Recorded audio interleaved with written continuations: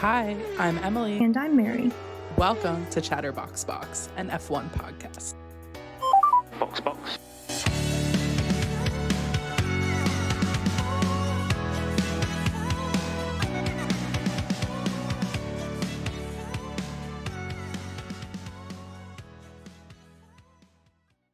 Hi everyone, welcome back to another episode of Chatterbox Box, where Emily and I chat and giggle about all things Formula One.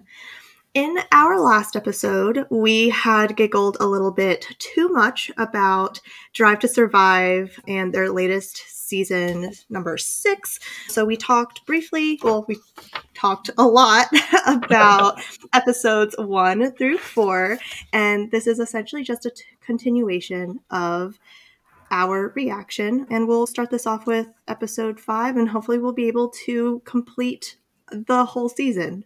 Yes, I don't know what we were thinking when we thought that we could make it through all 10 episodes in one podcast session. So here we are for part 2. Everybody buckle in. We are going to make it through the rest in this episode.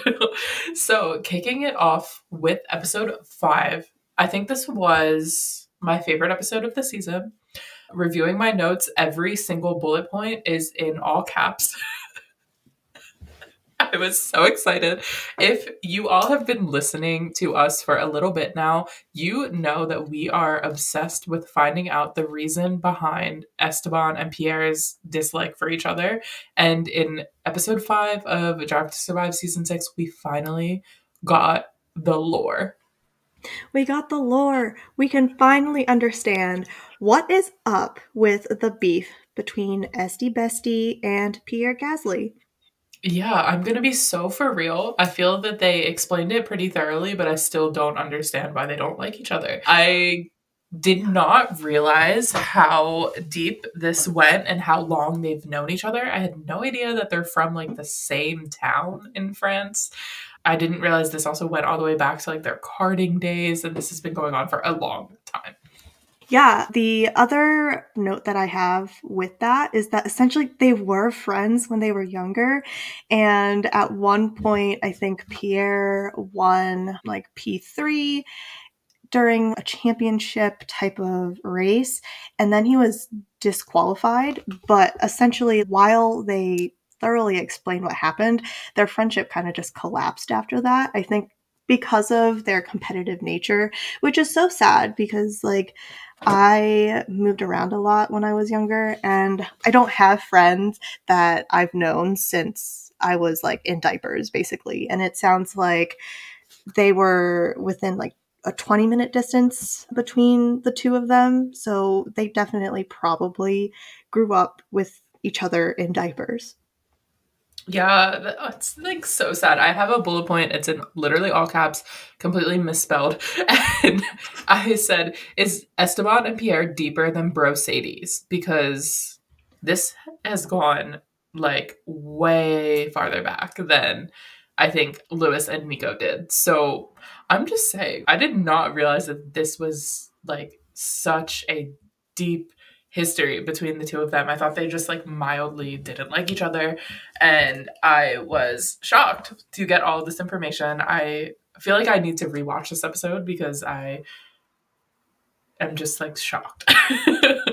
I was definitely shocked too. I was very confused, and I know that we've seen their discontentment towards each other, but it was mind-blowing the fact that they have known each other and were friends, and now they can barely tolerate each other. Yeah, which is like, wow. And I also want to say that a lot of people I've seen reacting to Drive to Survive so far has said that this episode just solidified their dislike of Esteban. No one can make me dislike Esti Bestie. I am sorry. I love him. And I still love him after this episode. I didn't really think that it portrayed him badly, honestly. So I was surprised that people were saying that, but I still stand by that I love Esti Bestie. I'm sorry. I do. I agree with you. I am going to defend Esti Bestie to my grave.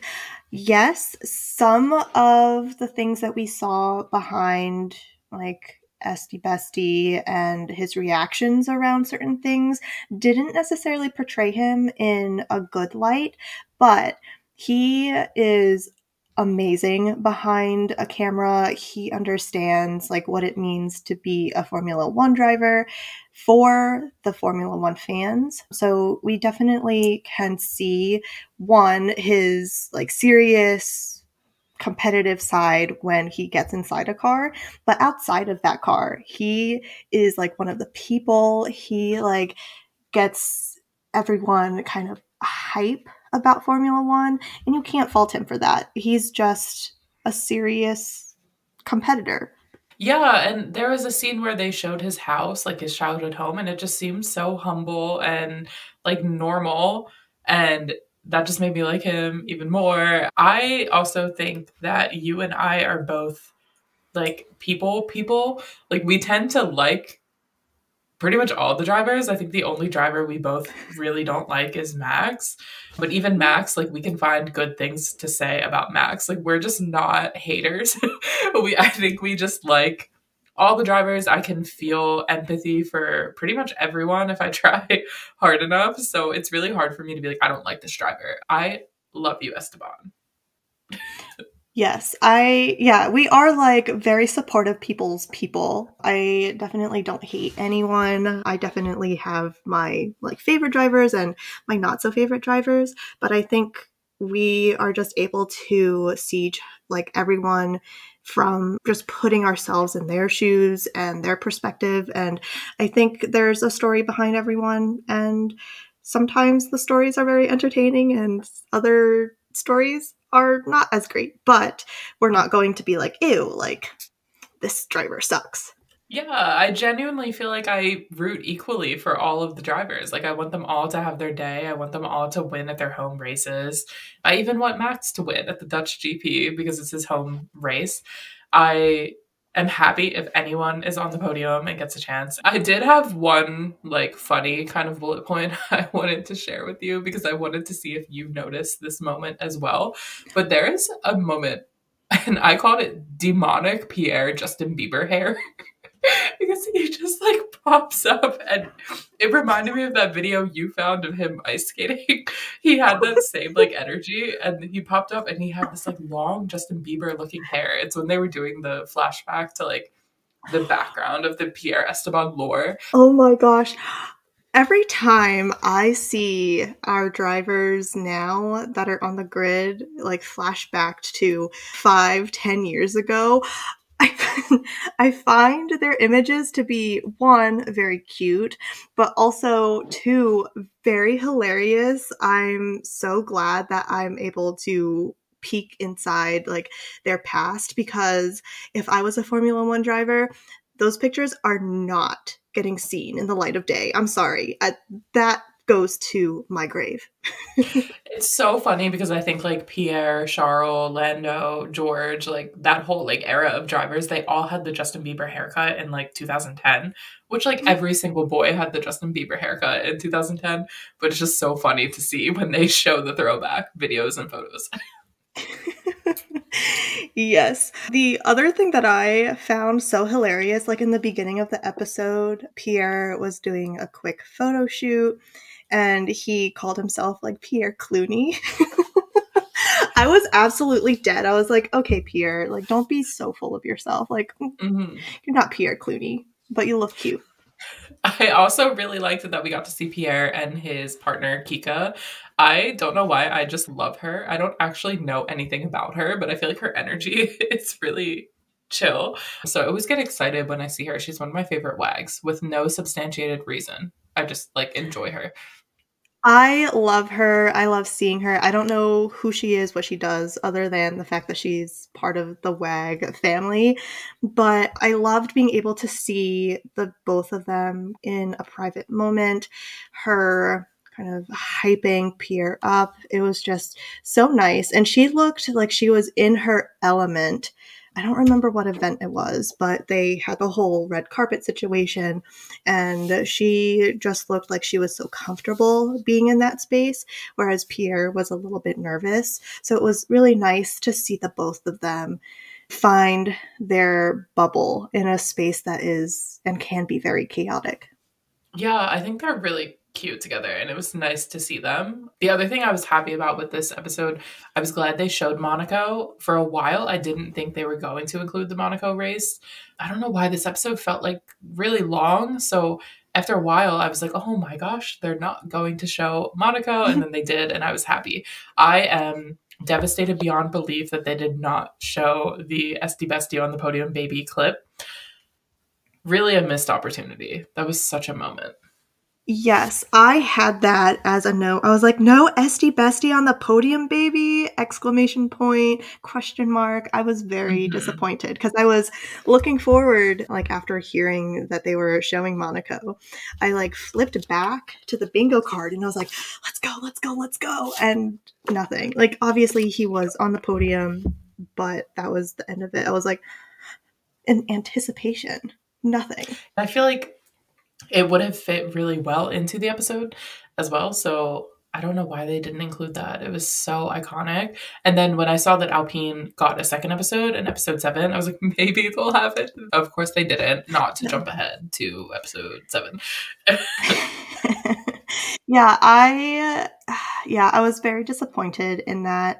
Other things that I wanted to mention was essentially like because this episode was so heavily focused on the tension between the two drivers and the teammates, one of the quotes I had wrote down was essentially like Pierre has to mark his territory because he's stepping into Esteban's playground. And I was like, why are we talking about these two as if they're dogs?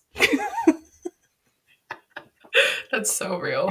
I was like, that's exactly what my two dogs do whenever they like go on walks. Like, why are we talking about Pierre and Esteban like this?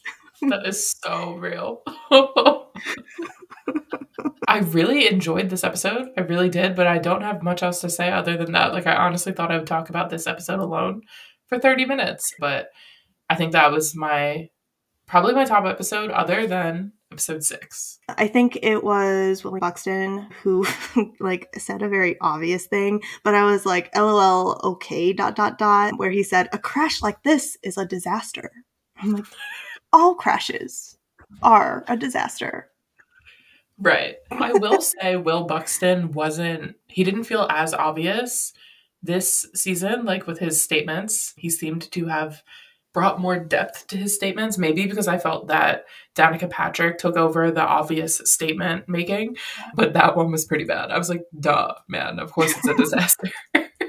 Yeah, I don't have any other like LOL okay William moments other than that. Like I just felt like that was terrible.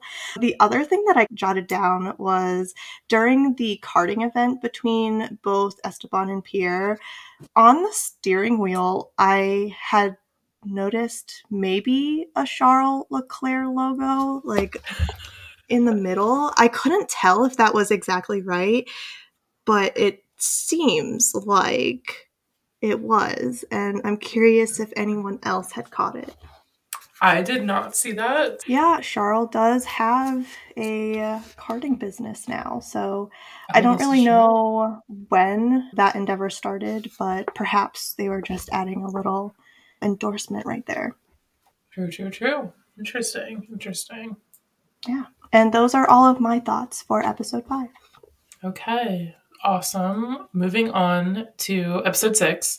I felt like they were almost giving Lewis like a villain edit in this episode. I'm wondering if you saw it the same way.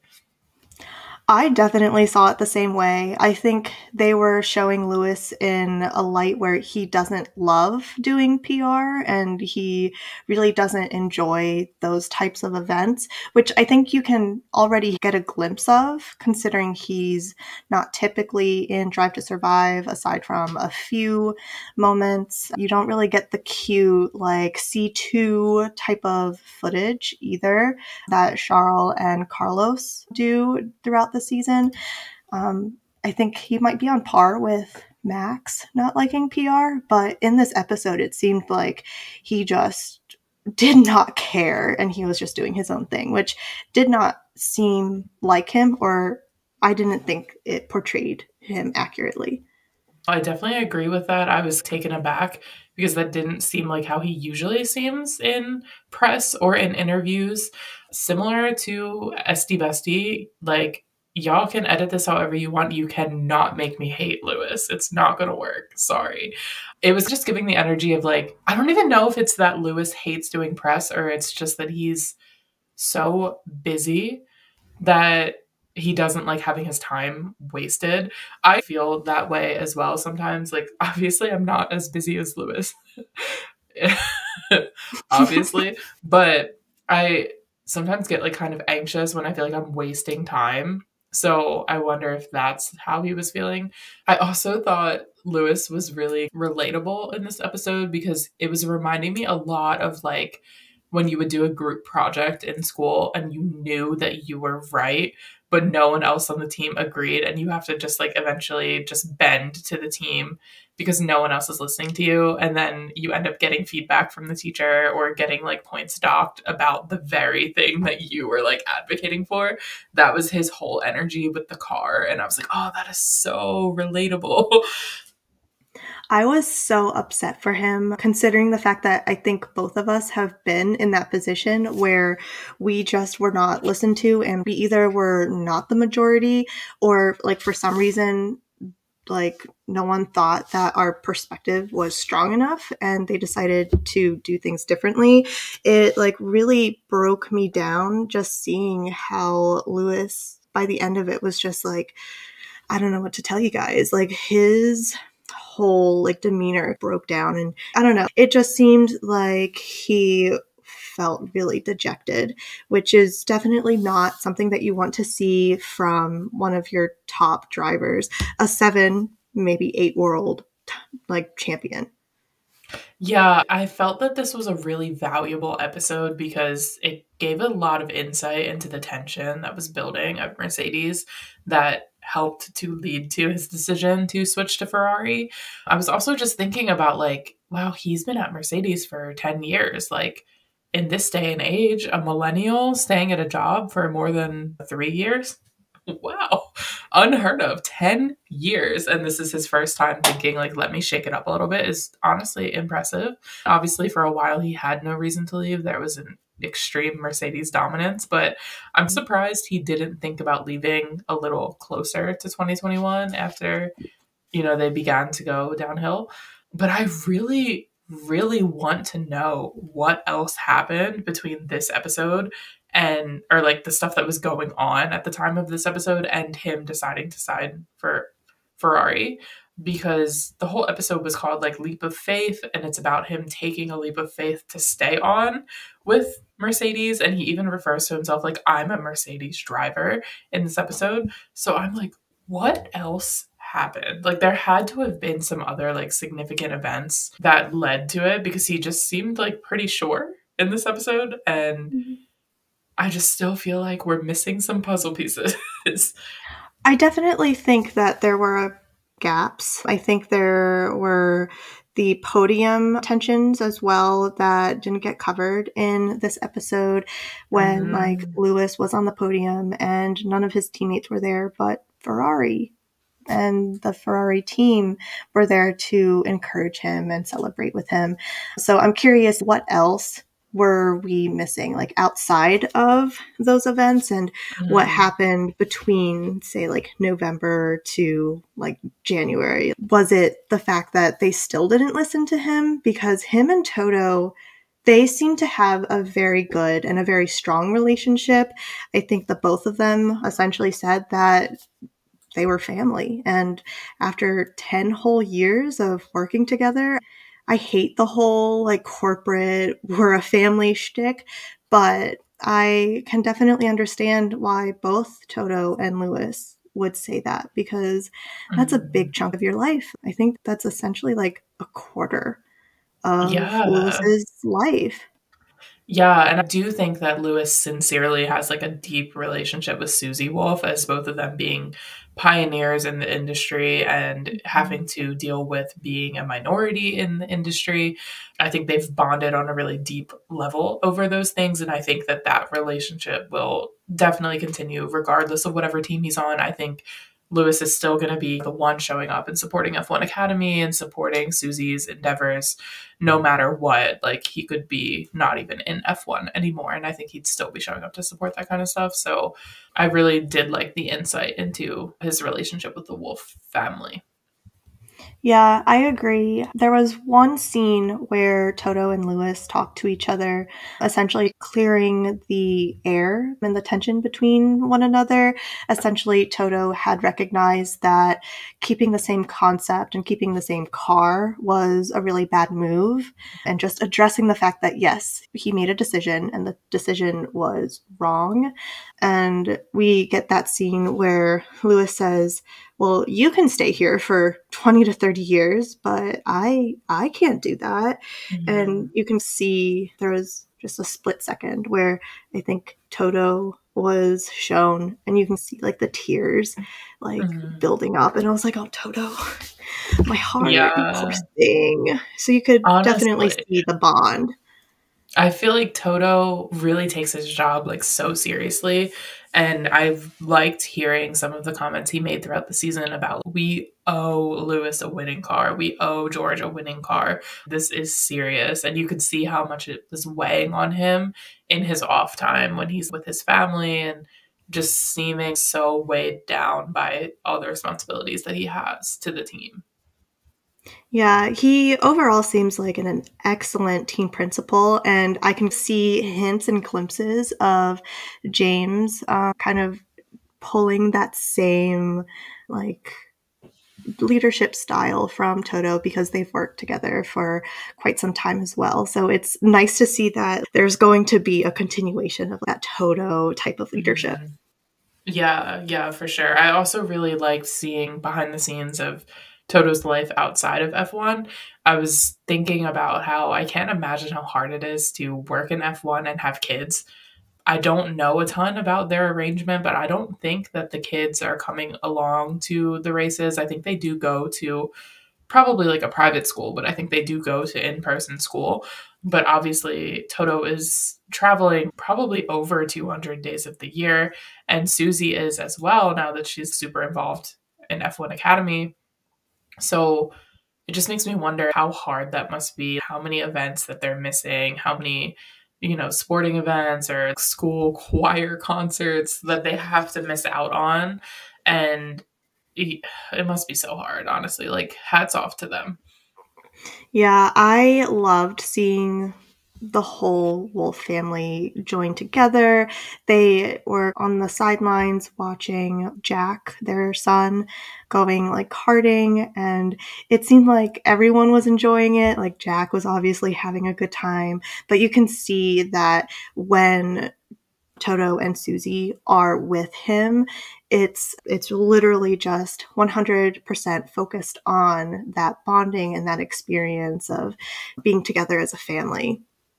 Yeah, and I felt like Toto was pretty chill. You would imagine, this huge team principal for one of the biggest teams showing up being like, I own this place, but it seems like he was willing to defer to the coaches or whatever you would call the people who run karting events.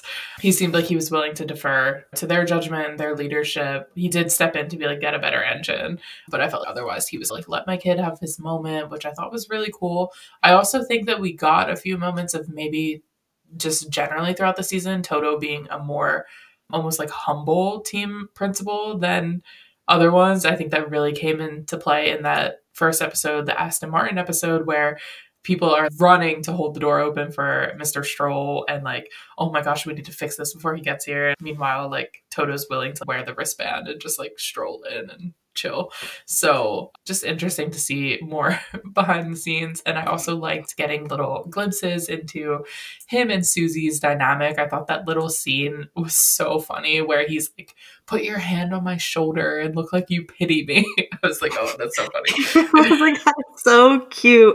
I just love when a guy like just to get into my fangirly moment, I just love when a guy can show that vulnerable moment, especially behind a camera, of I just need you to support me for a second.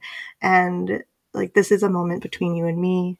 And after this moment, I'm going to be the badass team principal that I am known to be, which I love that. I love the duality of men, gentlemen in general.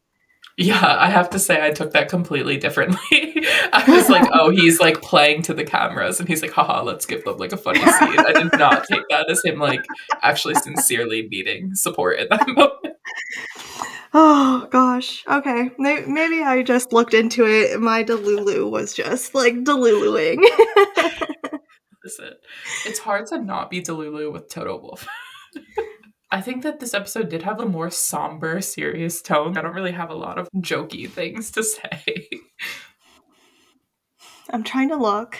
I don't think I have anything really.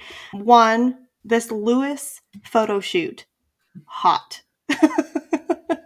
The other thing I giggled at was Toto says the red suit won't suit Lewis. And I was like, that's sassy.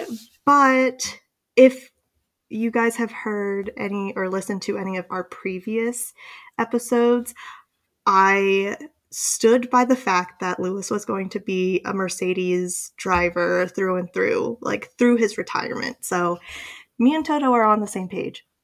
But like also Toto, be for real, like everything suits Lewis. Like Lewis could literally wear the ugliest outfit in the world and be serving. Absolutely. I've seen him in red. He looks amazing in red. Exactly. Yep. But yeah, any other last minute thoughts on episode 6? No, honestly, I think that really was it. I think it was a valuable episode and I'm glad that we got it. I agree. For episode 7, quite honestly, I only have maybe 3 bullet points here, but I thought it was maybe a very unnecessary episode. Maybe I was feeling a little bit petty because Alpine had already received an episode and I was just looking for something else. Yeah, you know how I literally just said that I thought episode 6 was a valuable episode and I'm glad we got it. I think episode 7 did not need to happen. I think they really could have just squeezed this into episode 5. I don't think that they needed 2 separate episodes. I do have a lot of notes, but it's nothing of substance. My first note, I was like, Ryan Reynolds, hello. Last week when we were doing our season, like 2024 season predictions, I said that one of my unhinged predictions was an SD Bestie celebrity collab. And we got this little scene of SD Bestie with Ryan Reynolds. So I was like, wait a minute. Did I manifest this? Bingo. Yeah, and then my next bullet point is, why did Alpine get 2 episodes, though, actually? I had very similar thoughts on this episode. The first bullet point was Ryan Reynolds related, which was the Deadpool lid is sick AF. I actually really love that. I wish that someone on the grid could actually wear that, but I don't know, copyright, Ryan Reynolds. It is what it is. The only other substantial thing was Otmar being removed as the team principal, and wow, I can't even read my handwriting. Essentially, I think the director of engineering moving into that team principal role. I think that was the only kind of substantial and really insightful part of this episode. The fact that it was almost leading up to the fact that this was an inside job that got Otmar removed from the team. And I think we can see that after that leadership transition, we were able to see like both Esteban and Pierre set aside their differences and focus on the team and focus on winning. So those were kind of my only thoughts. Yeah, I thought observing the departure of Otmar, I genuinely forgot about it during the season. I'm not even going to lie. So it didn't even cross my mind that this would come up in Drive to Survive. And as I was observing it, I was like surprised because I felt that Otmar seemed like a really fair leader and a really kind person and like someone I would really like to have as a boss. But then I was thinking like that doesn't really suit Formula One. I guess like maybe he's not competitive or direct enough for that kind of job, which I can understand. But something about Bruno just felt kind of like slimy to me. Like it really did feel like inside job, like he was like plotting for Otmar's job. I don't know if that was just the editing. I don't actually know anything about him. So it definitely, I don't know, it didn't sit right with me. I felt bad for Otmar, but yeah, otherwise, I think I expected to be more engaged in that drama, but I found it to be a little boring. I think maybe because it was so much French and I don't speak French. And, you know, I find this to be a kind of show that you don't have to be honed in, like staring at the screen, like deeply paying attention. So the transition to like mostly being in French in this episode kind of took me aback. And I was like, oh, wait, okay, I have to like pay attention and read the subtitles. Yeah, that is very interesting. I took AP French 5, so I was able not casually understand it. Like I'm not fluent in French or anything like that, but it was nice to put my like thinking cap back on. But yeah, I agree with you. Bruno, like that whole situation seemed a little bit slimy. I understand it though. Like you have to be ruthless in the world of Formula One. And at that, who's the CEO, Laurent Rossi, I think he was already looking for an out and someone else to step in. So I think it was overall a very logical and reasonable kind of transition. I felt very badly for Otmar though, especially because you knew, like everyone knew at that point that it wasn't an agreeable situation and he was thrown under the bus. And they could have at least given him until the end of the season before something happened. But it was just, it's so cutthroat. And I just felt so badly about that. It also seemed like he found out like at the GP when he like already had traveled there. So that seemed a little shitty. Like that scene of him just like wheeling his suitcase out and he's like, okay, bye, I guess. I was like, so sad. Oh. I also would love to know what did Bruno say to Esty, Bestie, and Pierre to apparently resolve this like decades long animosity in one conversation, and why did they not film it? Yeah, I was very confused. Like, I imagined it was just a stern dad moment, like, get in here, sit down.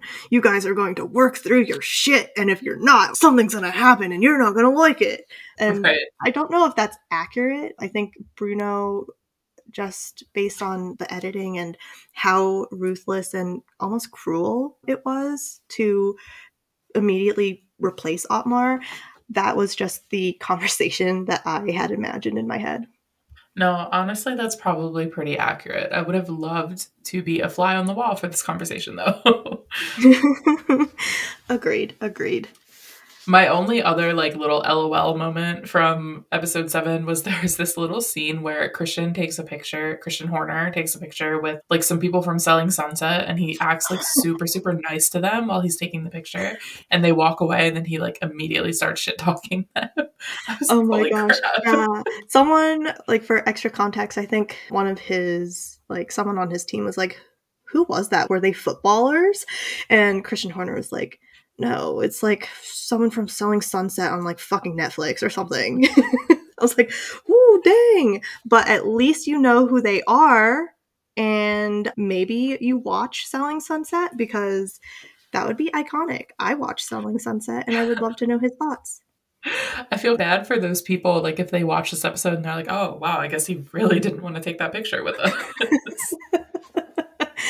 I think it's fine. I think the twins are used to the drama, and they're mostly probably just there to network and be like, hey, we sell really expensive houses in like the California area. Maybe you too would like to buy an expensive house in the California area.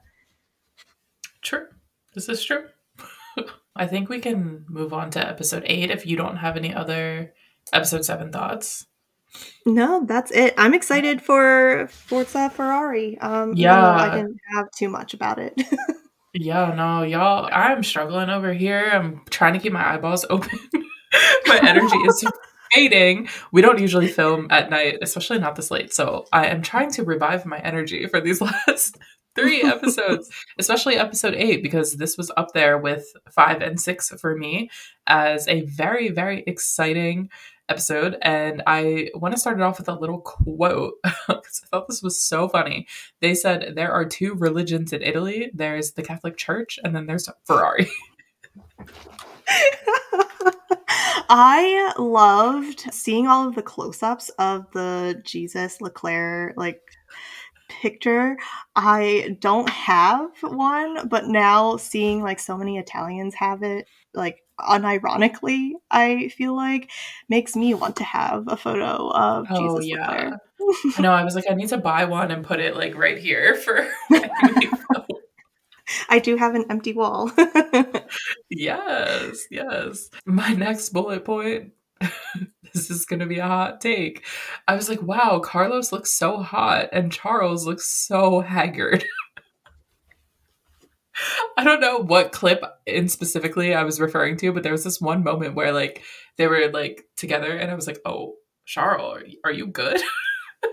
Wow, get out of here. Are we even best friends? I don't know. I've never thought that about Charles before in my life, other than that weird promo picture that Ferrari posted recently. But I was like, oh, he's not looking good in this clip. Oh, poor Charles. I did not agree with you there. I did not point that out. The other thing that really shocked me though was through the transition from Mattia to Fred Vasseur, I was just so surprised by the fact that a lot of the fans did not like the transition to Fred. I think Fred is a fantastic team principal. I think he's definitely had experience, and you can see in this episode that the fans either were not a fan of him, he doesn't speak Italian, he's not Ferrari through and through, and I think someone said that he didn't have experience, and that shocked me because I disagree with that.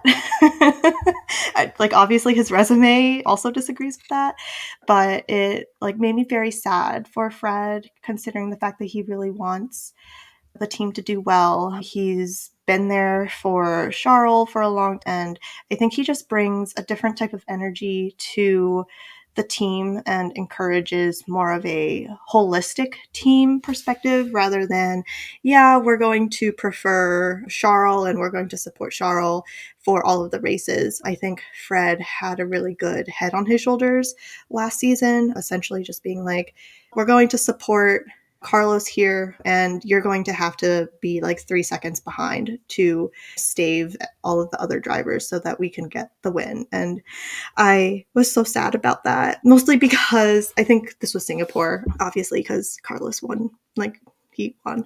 But it was so sad for me to see Charles in his car, and he's debating, do I listen?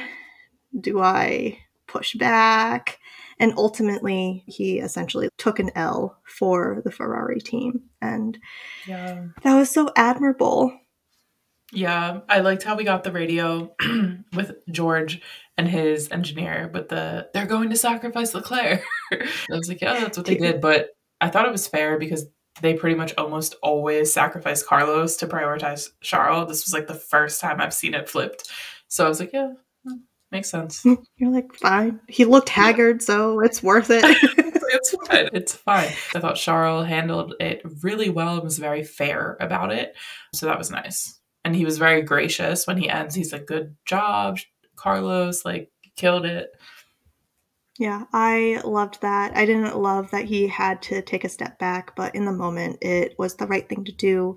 And I loved that he was able to make that decision because, the scene beforehand, both him and Carlos were fighting together, and it wasn't really a good look. Although the one thing that surprised me about the Singapore GP was that they left out Carlos's "it's on purpose" Yeah, actually, Why? that's so true. Because I feel Why like did they they take really it out? glossed over like Lando moving up in the spot because they showed George's crash, but then they didn't talk about how that led to Lando moving up and then that it's on purpose. So they really should have included that. That was an They iconic should have. moment.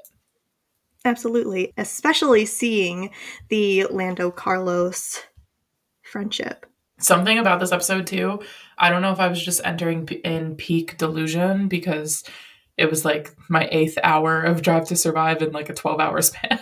But I was actually tearing up at Carlos winning the race as if I did not watch this entire race live. I felt so I teared emotional. up. I teared up. I was on the edge of my seat. I think that was a race that I had considered tuning into, but I didn't end up getting the F1 TV subscription. And I Mhm. was like, it's fine. But I could have been there. That would have been a wild first race to see.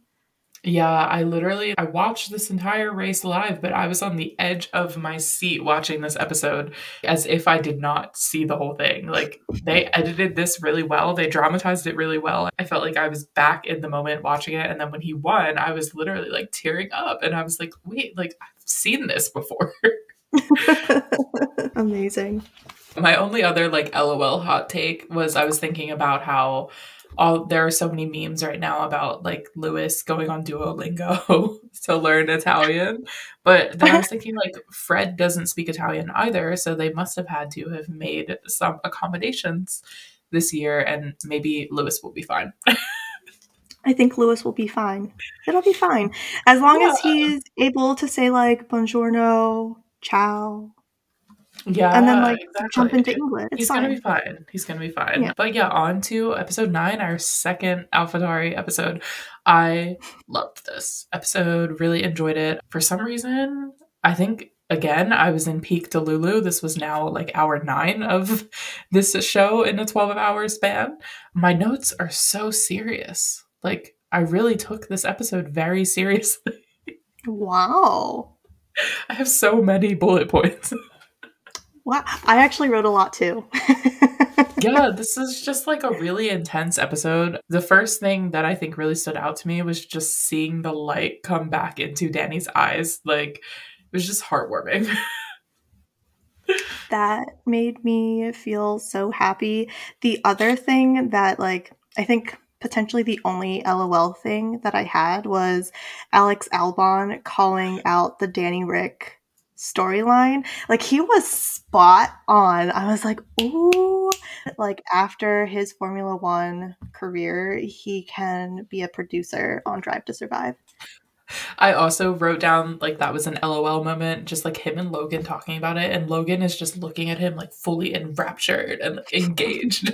And Alex quotes like, "I never left, I'm back, baby." And I'm like, is Alex watching Danny fan edits on TikTok? Because that is such a quote that Danny said. For those of you who thought I left, I never left. I have it on a shirt. Like it's a very like fan content Danny Yeah. so I was like, Alex. I love that. I was very confused about the Yuki storyline here. I think it's just potentially a cultural thing, but one of the questions I had was, does Yuki really want to go to Red Bull? I'm like very confused because I thought he would retire and become a very renowned chef. But I think it is like Japanese culture where as much as you can curse and be upset about a situation, you have to be like very calm, cool, collected when it comes to what you want. And it's very rare, I think, for us to see him explicitly expressing that he wants to be a top driver and he wants to go to Red Bull. Yeah, Yuki to me just seems so nonchalant. Like he always talks about not liking working out, not liking like how strict this work can be. So I was like, wait, you want to go to Red Bull? Like, I was like, wait, what? You? Yeah, it was very strange, but I loved the Liam Lawson storyline. I think he's just an adorable car enthusiast. We've talked about it in other episodes, but it was nice to see Liam in that element. And he's talking about how he just loved everything with engines, cars, tractors, trucks, things like that. And I was like, yes, go Liam, because same. Yeah, Liam is so great. I loved seeing his storyline. I wrote Liam is so Draco, and I did not mean that in a mean way because I love Draco Malfoy. So I was like, yes. My heart was in literal pain seeing Danny's injury. That was so hard to watch. I think I really relate to that because I've just had a lot of moments in my life where it felt like bad luck after bad luck after bad luck. And like seeing him have a really terrible experience at McLaren, losing his seat, finally getting that sense of hope of, oh my gosh, I'm back in F1, and then getting injured and having to stop. That hurts. Actually hurts. So that was hard to watch. It made me feel really, really sad. And then it was also sad for me to think about, Liam was talking about how you don't make any money until like you're in F1. And I didn't realize that. Like, I didn't realize these people are just like broke until they make it to F1, like really sacrificing things. And then I was thinking, like, how do these people just know what they want to do from age 6? Because like, you're really not getting into F1 unless you start karting at 5 or 6. And like, you're really planning out the rest of your life at age 5, age 6. How many of these people around like their late teens or early 20s realize I actually really don't want to do this, but I've committed so long to it that like I need to stay? I was really going down a rabbit hole here because none of this was coming through in the episode. It's just like what I was thinking about.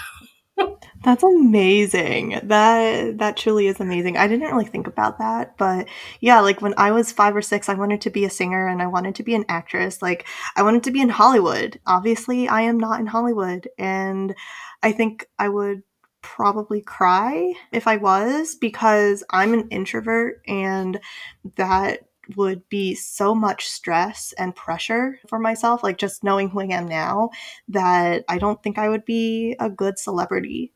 Yeah, no, I don't even know what I wanted to be at 5. I didn't even really think people had jobs. Like, I thought we just chilled. What a life. I also thought in this episode, and I still think this to this day, it's so unbelievable to me that Liam didn't get a seat after that performance. Like, his performance was unreal. I really do think he deserves to be on the grid this year. And I do feel like he should have gotten the seat over Yuki. I love Yuki, but I do think he like outperformed him.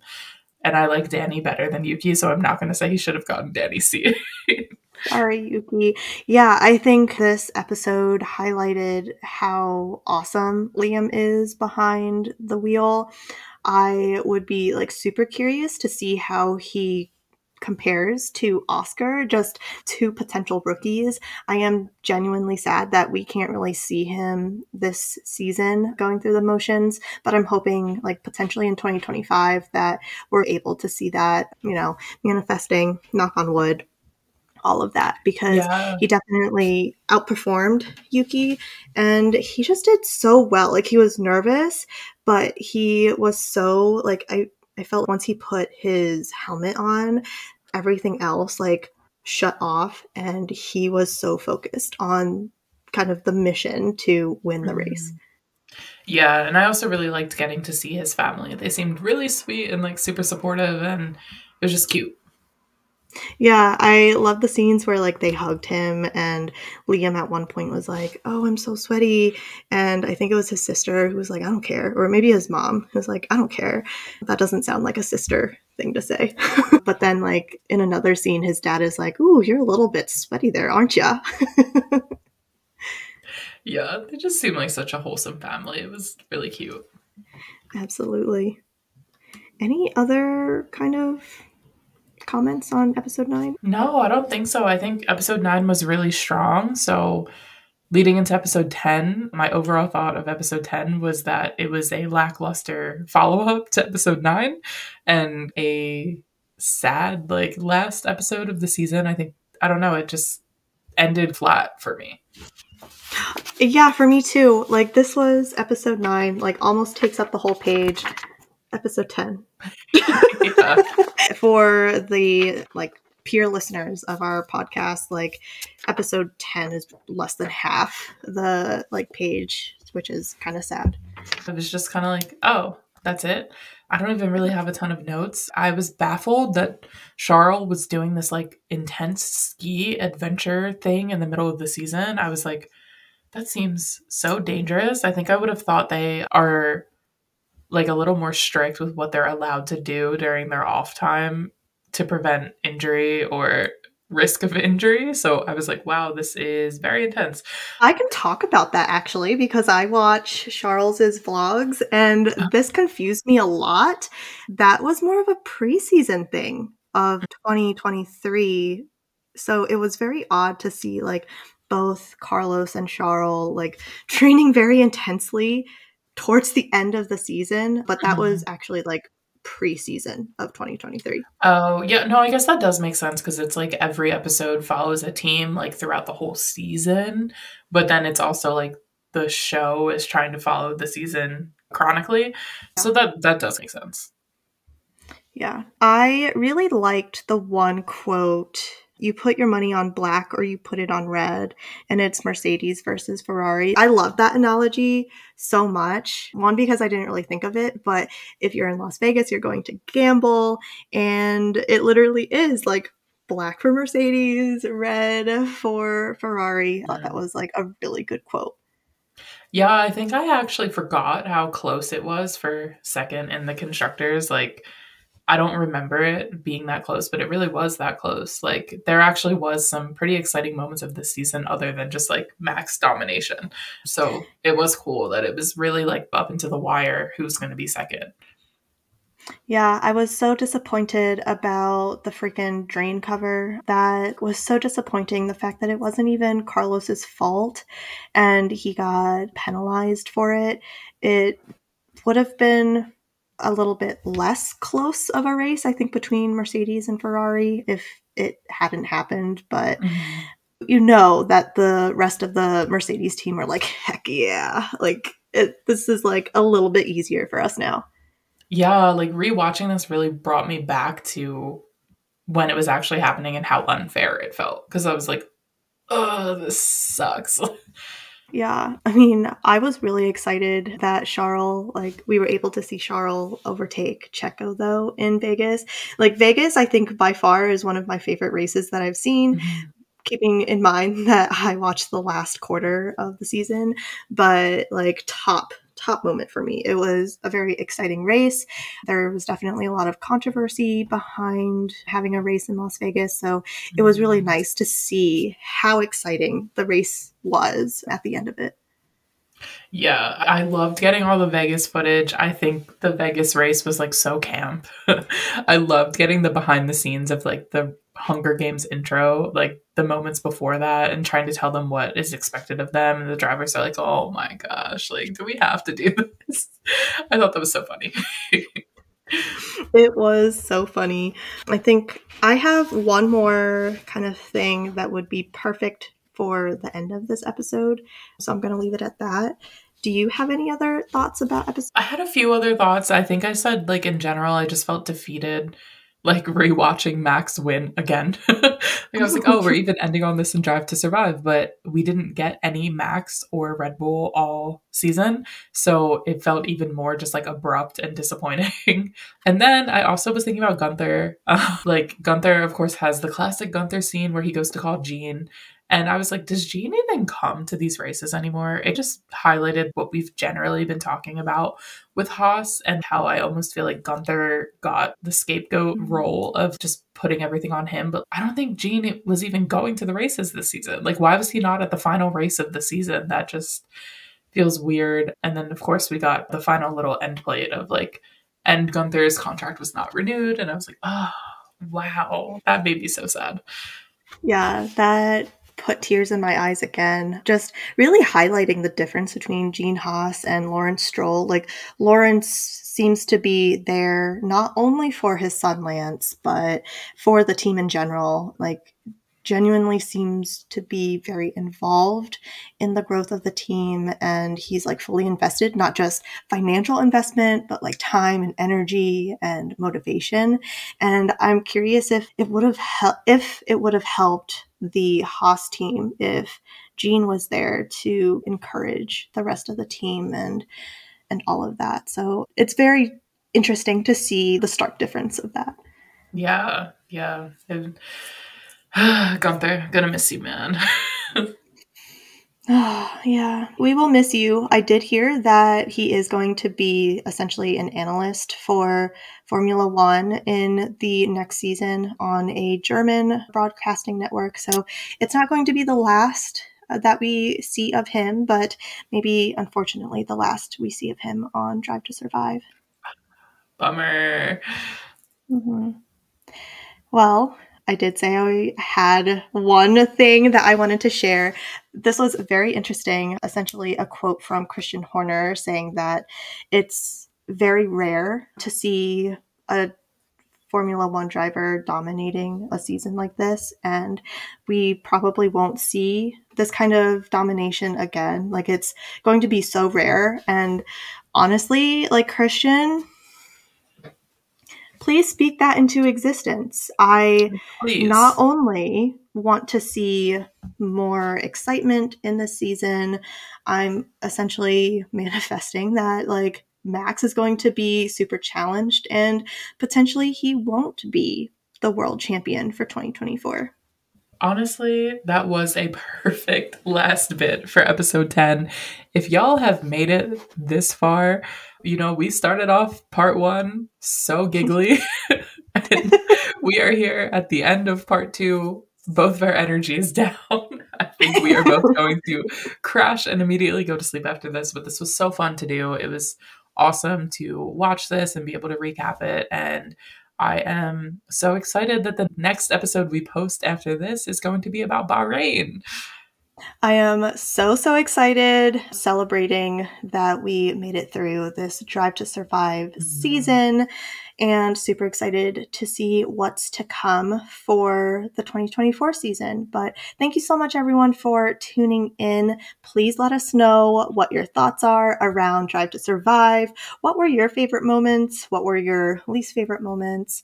Feel free to drop it down in the comments in our YouTube video, or feel free to reach out to us on all of our social media platforms. But that's it from me. Thanks so much, everyone. Over and out. Bye.